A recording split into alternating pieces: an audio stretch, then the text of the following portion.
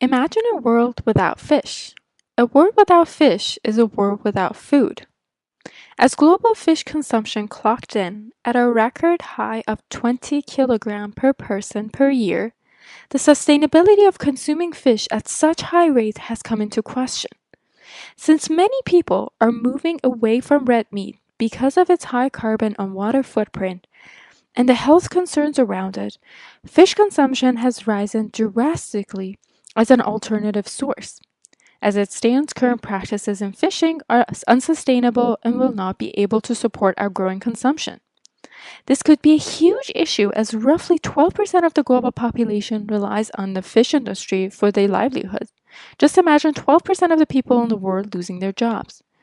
While there are rules and regulations such as mass and species restrictions, seasonal rotations, and trading quotas, these regulations are difficult to enforce as companies often underreport how much fish they have in order to make more money. What are trading quotas, you ask? Trading quotas are a set of restrictions that dictates how much fish a company is allowed to remove from the ocean in a given period of time. As trading quotas can be purchased for a high price, the industry is often dominated by large, high revenue commercial fleets as they can outcompete their smaller scale counterparts in affording to purchase more profitable quotas. Because of this competition and consequently low income, many individuals or groups may want to find alternative means of income and partake in aquaculture, which is essentially fish farming.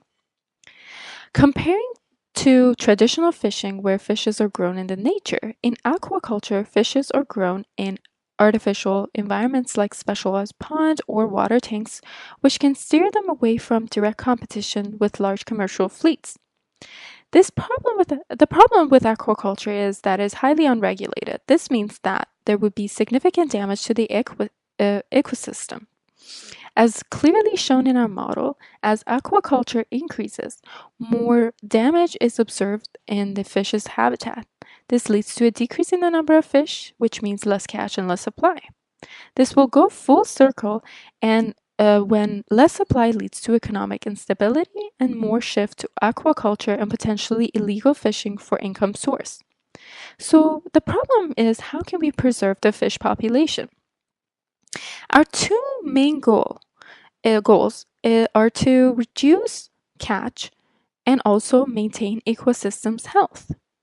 Maintaining a healthy ecosystem by potentially reducing aquaculture is to introduce another means of alternative income known as ecotourism, which is a type of tourism directed toward exotic natural environments. This will alleviate the pressure from the aquaculture by creating another means of income for fishermen and can also bring awareness to the issue of conservation. Going back to our first goal, reducing catch. This can be done by enforcing quotas, more specifically limiting the vessel's total allowable catch, known as TAC. This has its own challenges since we know quotas can be bought and sold. This could create an imbalance in the system with bigger companies having an advantage economically. Another solution besides TAC can be marine protected areas, which are protected areas of seas, oceans, and large lakes. MPA can limit fish catching by limiting the areas in which fishermen can fish. MPA can be a key player since it attacks our problem from two angles. It increases awareness and promotes conservation and also reduce catch. We know that enforcing both MPA and TAC can be challenging, so we think that the best solution is a combination of self-policing and also government policing to ensure sustainability of the fish industry. At the end of the day, we all love sushi and we can't live without it.